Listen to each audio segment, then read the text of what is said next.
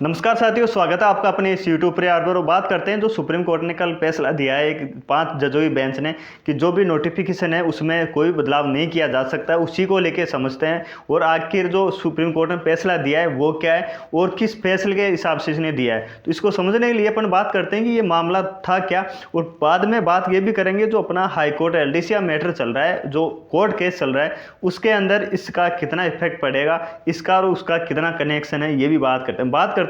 मामला था क्या। मामला था 2009 के अंदर राजस्थान में भर्ती हुई थी। उसके अंदर यह था, रिटर्न के बाद में इंटरव्यू था। इंटरव्यू को दोनों को मिला के मेरिट बननी थी, लेकिन जो एग्जाम सेल थी जो भी करवा रही थी उसने नियम चेंज कर दिए बीच के अंदर, कि उसने ये बोला कि हम जो है रिटर्न प्लस इंटरव्यू है दोनों को मिला के 75% अंक लेके आएगा ना, उसको जो फाइनल मेरिट में वो आएगा। इतना नियम बनाते ही कई साथियों जो उम्मीद थी वो टूट गई और उनको लगा यार ये तो गलत है, नोटिफिकेशन ऐसा लिखा हुआ नहीं था, लेकिन नोटिफिकेशन उन्होंने ऐड कर दिया ये चीज़ कि रिटर्न प्लस इंटरव्यू में मिला के अगर 75% को लेके आता है उसी को हम जॉब देंगे। ये इतना कुछ होते ही कई जो थे उस टाइम पे और कईयों की उम्मीद टूट गई। वो लगता भी यही है कि नहीं यार ये तो गलत है, यार ये तो समानता का अधिकार है। समानता कहाँ रही? आपने नोटिफिकेशन में क्या बोला था और ये था। ये उसी प्रकार से जिस प्रकार से अभी अपन सीईटी के अंदर हैं, सीईटी के अंदर अगर 40% क्राइटेरिया कर रखा है इन्होंने, और अगर मान लो ये इनको ये लगे कि नहीं यार सीईटी में ज़्यादा पास हो रहे हैं तो हम 60% करके 60% जो लेके आएगा उसी को हम आगे क्वालिफाई करेंगे, ये कहीं ना कहीं गलत है। इस चीज़ को ध्यान में रखते हुए जो साथी उस टाइम पर उस एग्ज़ाम दी थी उनको लगा कि यार ये तो गलत है। उन्होंने हाई कोर्ट में चैलेंज किया इसको। 2010 के अंदर इसको जो है डेट थी उनकी खारिज कर दी, लेकिन उन्होंने रुके नहीं और उन्होंने आगे 2013 के अंदर सुप्रीम कोर्ट के अंदर इसको चैलेंज किया। सुप्रीम कोर्ट की 3 जजों की बेंच थी, उसने क्या किया कि ये मामला देखते हुए और उसको लगा कि नहीं यार ये तो मामला थोड़ा गंभीर है, समानता का जो अधिकार है वो कहीं ना कहीं हनन हो रहा है, और जो सरकारी प्रक्रिया है, सरकारी भर्तियां हैं, उसके अंदर जो पारदर्शिता और निष्पक्षता होती है ना, वो कहीं ना कहीं इसमें बाधित हो रही है। तो इसको देखते हुए जो जज थे उन्होंने 5 जजों की संविधान पीठ थी इसको रेफर कर दिया और उसमें सुनवाई चलते 2023 के अंदर इसका फाइनल जो था हो चुकी थी, सुनवाई जो भी थी। और अभी जो है कल उन्होंने डिसीजन दिया है। अब ये तो था मामला, डिसीजन क्या दिया है उस पर बात करते हैं। डिसीजन ये था कि अगर कोई भी नोटिफिकेशन जारी हो जाता है, कोई भर्ती प्रक्रिया स्टार्ट हो जाती है और जब तक वो पूर्ण नहीं होती है तब तक उसमें कोई बदलाव नहीं किया जा सकता है। जो भर्ती प्रक्रिया स्टार्ट कब से होती है? जिस दिन से नोटिफिकेशन जारी होता है ना, उस दिन से भर्ती प्रक्रिया स्टार्ट हो जाती है और जिस दिन नियुक्ति होती है ना वहाँ तक चलती है। तो सुप्रीम कोर्ट ने ये बोला है कि बीच के अंदर आप अगर जो भी आपको ऐड करना है, जो भी गठाना है, नोटिफिकेशन से पहले कीजिए आप, क्योंकि नोटिफिकेशन आने के बाद में एक भर्ती प्रक्रिया स्टार्ट हो जाती है और उसके बाद में आप उसमें चेंज नहीं कर सकते, आप उसमें कोई ऐड नहीं कर सकते। हाँ, कुछ मामले ऐसे होते हैं कि आप अगर उसमें रिजर्व रखते हो कि हाँ इसमें हम कुछ ऐसा ऐड कर सकते हैं, वो भी आपको मेंशन करना होगा, ऐसे नहीं कर सकते। इसके लिए ये है कि जैसे सरकारी भर्तियां हैं तो उसके अंदर जो पारदर्शिता होती है, वो जो निष्पक्षता होती है, वो कहीं ना कहीं हनन होती है। अगर आप इसके अंदर बीच में कुछ भी ऐड करते हो, कुछ भी घटाते हो, तो जो समानता का अधिकार है ना वो कहीं ना कहीं हनन होता है। तो इसको देखते हुए जो है सुप्रीम कोर्ट ने ऐसी गाइडलाइन जारी की है कि कोई भी संस्था हो एग्जाम जो लेती है सरकारी प्रक्रिया या सरकारी भर्तियों के रिगार्डिंग, वो अब नोटिफिकेशन आने के बाद जो भी आपको चेंज करना है, नोटिफिकेशन आने से जारी होने से पहले आपको चेंज करना पड़ेगा। ये कहीं ना कहीं सही है, क्योंकि कई बार अपन देखते हैं कि पता नहीं होता है या कोई संस्था ऐसी होती है जो बाद में चेंज कर दी है नोटिफिकेशन, किसी अपने चहेते को आप देख सकते हो कि साहब उसको फायदा पहुँचाने के लिए।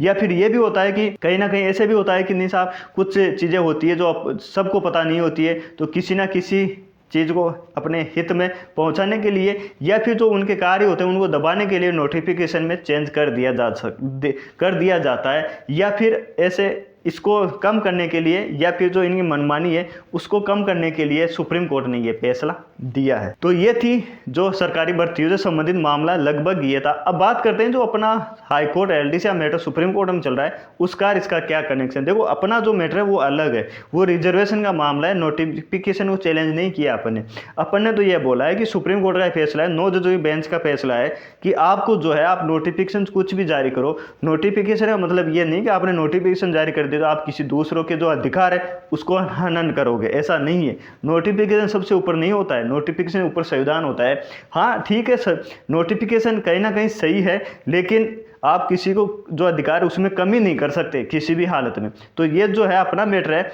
जो रिजर्वेशन का मामला है, नोटिफिकेशन चैलेंज नहीं किया। हाँ, नोटिफिकेशन में अपने यहाँ पर कुछ चीज़ें लिखी थी कि आपने पिछली बार जो है 15 गुना लिया था, अब की बार आपने 5 गुना लिए, उसको चैलेंज किया था। उसके साथ साथ चैलेंज अपन ने ये भी किया था कि आप जो है रिजर्वेशन क्यों खत्म कर रहे हो, आप रिजर्वेशन क्यों नहीं दे रहे। आप अगर यही हाई कोर्ट थी, आरपीएससी है उसको बोल रखा है नहीं साहब आपको हर मेरिट बराबर रखनी पड़ेगी।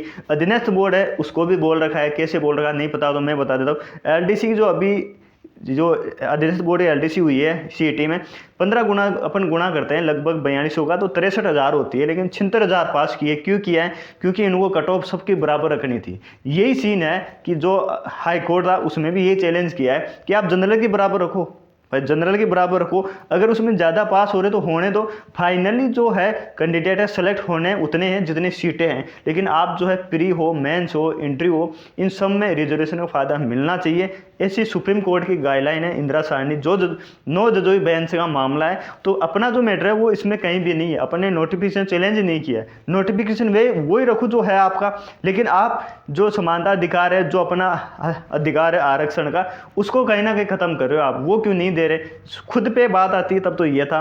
तो मोटा मोटा अपना मामला ये है कि अपने मामले में इससे कोई नहीं है। बाकी ये तो बढ़िया है जो ये संस्था होती है, जो सरकारी संस्था होती है, तो उस पर लगाम लगाती है ये। तो ये जो है टाइम जरूर लगता है इन चीज़ों में, लेकिन आगे के लिए बहुत बेनिफिशियल होता है। और आने वाली जो मनमर्जी करती है उन पे लगाम लगाने के, जो सरकारी भर्तियों में पारदर्शिता होती है, निष्पक्षता होती है, उसको और सुदृढ़ बनाती है ऐसी जो डिसीजन आए ये। तो आपने ये समझ लिया होगा कि मामला जो था वो ये था कि इन्होंने नोटिफिकेशन बाद में जारी कर दिया, लिख दिया, मतलब बाद में बोल दिया कि हम 75% दोनों को मिला के, जैसे अपने हाई कोर्ट में मान लो टाइपिंग में 100 नंबर की है, 300 नंबर रिटर्न है, तो ये दोनों को मिला के बोलते साहब हमारा तो 80% नंबर जो दोनों में मिला के लेके आएगा ये है। जैसे अपन देखते हैं कि साहब 40% एग्रीगेट आना चाहिए, अब ये बोलते नहीं साहब आप तो एग्रीगेट 50% आना चाहिए दोनों को मिला के। तो ये कहीं ना कहीं गलत है। आपको जो भी चीज़ें करनी है, आप नोटिफिकेशन जिस दिन जारी हो जाता है उससे पहले चेंज कीजिए जो भी करना है। आप नोटिफिकेशन जारी करने के बाद में कोई चेंज नहीं कर सकते हो, ये है मामला। तो जो है कहीं ना कहीं जो सुप्रीम कोर्ट ने गाइडलाइन जारी की है, एक तरह से ये निर्णय बहुत बढ़िया है। कहीं ना कहीं जो संस्था अपनी मनमर्जी चलाती है कहीं उन पे लगाम लगाने के लिए। तो ये था अपना जो केस है वो अलग है, ये जो केस है ये अलग है। और कहीं ना कहीं जो संविधान पीठ बैठती है तो उसमें टाइम लगता ही है। अपने वाले में संविधान पीठ नहीं बैठने वाली, अपने पास सब कुछ तैयार है। 9 जजोई बेंच का ऑर्डर है वो उसमें लगाना है, लगाने के बाद में 1-2 सुनवाई होगी, उसमें बहस होगी दोनों तरफ से कितना वो पक्ष रखते हैं। सब कुछ साथ ये बोलेंगे साहब नोटिफिकेशन चैलेंज करना चाहिए था, उन्होंने ये बोला था कि जिस दिन भर्ती प्रक्रिया स्टार्ट हुई थी आप उसी दिन आते हैं, तो ऐसा कुछ नहीं है, उसका तोड़ भी दे दिया है। तो सही है, ठीक है साथियों, मामला समझ में आ गया होगा आपको। बाकी चैनल पर नए हो तो चैनल को सब्सक्राइब जरूर करें, अपने साथियों के साथ शेयर भी करें, और मिलते हैं नए वीडियो में। जब तक जय हिंद, जय भारत।